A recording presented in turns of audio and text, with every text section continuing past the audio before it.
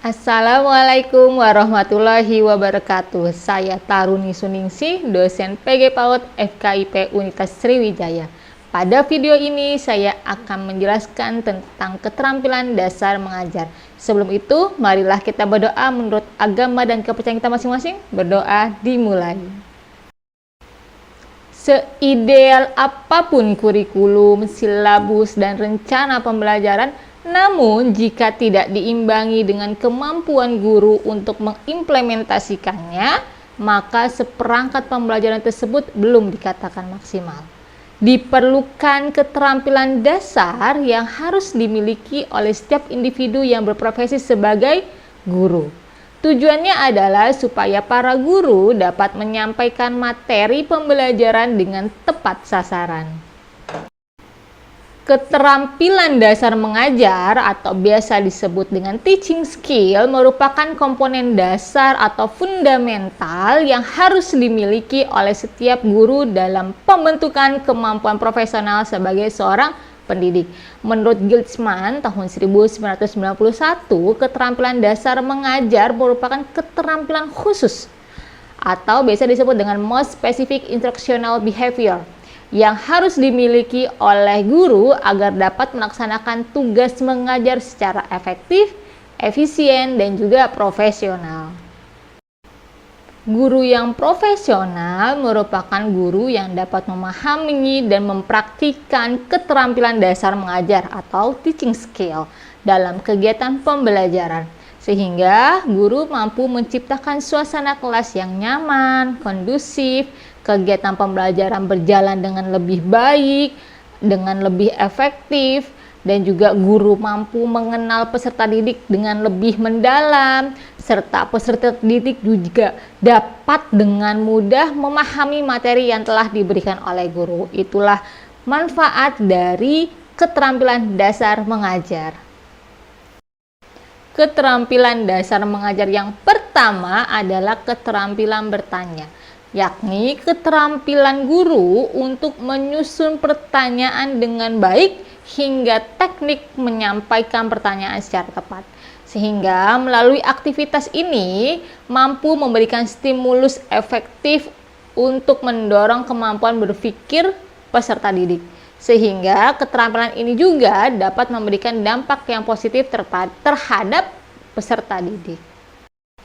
Keterampilan yang kedua adalah keterampilan menjelaskan, yaitu keterampilan guru dalam menyampaikan sesuatu, baik ide, pendapat, pemikiran, ataupun informasi secara lisan dalam bentuk kata-kata yang disajikan dengan urutan yang cocok atau sistematis, untuk menunjukkan adanya hubungan antara satu dengan yang lainnya yang berkaitan dengan bahan pembelajaran. Keterampilan ini penting untuk dikuasai oleh guru karena tidak semua peserta didik mampu menggali sendiri pengetahuan dari buku atau sumber belajar lainnya, sehingga peserta didik tersebut membutuhkan bantuan secara khusus dalam memahami hal-hal tersebut. Keterampilan yang ketiga adalah keterampilan mengadakan variasi, yakni keterampilan guru dalam menjaga suasana atau iklim pembelajaran agar tetap kondusif, menarik perhatian, serta tidak membosankan, sehingga peserta didik menunjukkan sikap antusias, sikap ketekunan, dan penuh kegairahan dalam berpartisipasi aktif pada setiap rangkaian kegiatan pembelajaran. Keterampilan ini terdiri dari 3 hal penting. Yang pertama adalah variasi dalam mengajar si guru tersebut. Yang kedua, variasi dalam menggunakan berbagai macam media atau alat pengajaran. Dan yang ketiga adalah variasi dalam pola interaksi dan kegiatan kepada peserta didik. Keterampilan keempat adalah keterampilan memberi penguatan, yaitu keterampilan dalam memberikan informasi, umpan balik atau feedback, respon, ataupun perbuatan guru kepada peserta didik sebagai bagian dari tindak dorongan maupun koreksi perbaikan baik secara verbal maupun nonverbal terhadap tingkah laku peserta didik. Penguatan ini perlu mendapatkan perhatian secara serius karena bertujuan untuk memberikan ganjaran atau membesarkan hati peserta didik agar dapat lebih berpartisipatif aktif dalam kegiatan pembelajaran. Yang kelima adalah keterampilan membuka dan menutup pelajaran. Inti dari keterampilan membuka pelajaran adalah suatu usaha yang dilakukan oleh guru dalam menarik perhatian, motivasi, memberi acuan tentang rujukan, pokok persoalan yang akan dibahas, rencana kerja, serta pembagian waktunya, dan mengaitkan pelajaran yang telah dipelajari dengan topik baru kepada peserta didik. Itu yang berkaitan dengan keterampilan membuka. Sedangkan pada keterampilan menutup adalah usaha guru untuk memberikan gambaran secara menyeluruh tentang apa yang telah dipelajari peserta didik untuk mengetahui tingkat pencapaian peserta didik dan tingkat keberhasilan dalam proses belajar mengajar.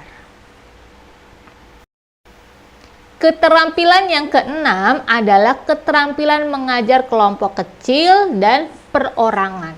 Dalam hal kelompok kecil adalah kemampuan guru memberikan pelayanan kegiatan kepada peserta didik dalam belajar berkelompok dengan jumlah peserta didik berkisar antara 3 hingga 5 orang setiap kelompoknya. Sedangkan keterampilan mengajar perorangan atau pengajaran individual adalah kemampuan guru dalam melayani pembelajaran dengan memperhatikan tuntunan-tuntunan atau perbedaan-perbedaan setiap individual peserta didik.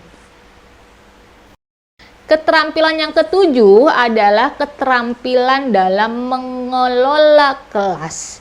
Keterampilan ini adalah kemampuan guru untuk menciptakan dan mengkondisikan belajar yang optimal dan mengembalikannya apabila terjadi gangguan dalam proses pembelajaran.